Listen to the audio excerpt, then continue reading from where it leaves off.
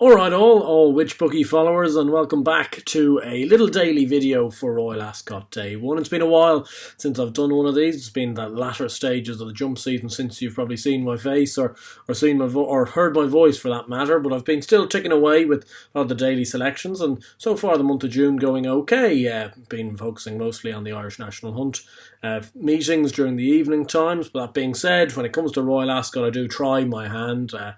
Obviously bear with me because my flat results are relatively untested. I haven't done much flat backing this summer, but hopefully we'll manage to find a winner or two throughout the week. It's a fantastic week of racing, and I've got 4 selections for tomorrow that I've put up in an article which will be linked down below.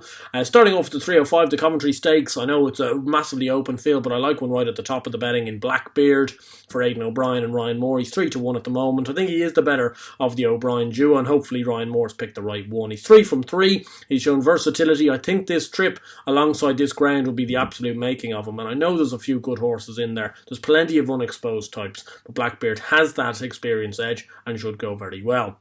Moving on to the 5 o'clock race, which is the Ascot Stakes, a race I always love to watch because there's plenty of old favourites or new favourites from the jumping game, and I suppose you can't go wrong really with the Mullins and Moore partnership in years gone by. I know I was awfully disappointed to see MC Muldoon shinned in this race last year, but I'm going to go to the well again with Bring on the Night here. I know not a very inspirational pick. He's 4-1 at the moment, but I think he's got a very good chance in this race. Obviously he comes very unexposed. His hurdling form was decent, without being world beating, that being said, but it was decent, and I think this sort of test might suit this horse, considering his hurdling has been a little bit scratchy at times, especially on his maiden hurdle debut at Naas, which I was actually in attendance at. I think he's got a decent enough mark based off some of his French flat form, not saying that I know much about that, but Ryan Moore I suspect will smuggle him into the race, and I suspect this horse should be able to go very well at 4-1.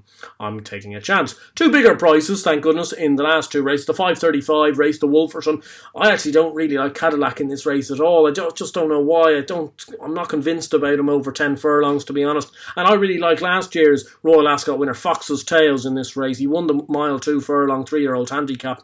He then went on to win a Group 3 prize later on in the season. He's been 2nd and 4th in a pair of Group 3s at the start of this season, both respectable efforts in their own right, in races that maybe wouldn't have suited, and this big field listed race probably suits his credentials that little bit better. He's got a pace to aim at and a pace to come through. He's 10-1 at the moment with Bet365, 5 places available with that bookie as well. I think that's a very fair each way price. And the 6:10 race, the Copperhouse Stakes, mile 6 furlong handicap at the end of the day. I'm taking a wild swing at one at a price here. I know Cleveland's got a big chance, but he's very short for this type of race, and I'm hoping that the return to Ascot and a return to a last winning mark might be the making of Island Brave. The exposed 8-year-old for Heather Main is still a very doughty customer when he's at a certain mark. He's 33-1 at the moment with Bet365 with 5 places available. I think that's a fair enough price, and fingers crossed he can run a good race. There's 4 selections for the day 1 card. Let's hope they can cover ourselves in a little bit of glory and we can have a winner or two amongst them. And I'll see you tomorrow evening for the same again for day 2, and hopefully it's a good update. Best of luck.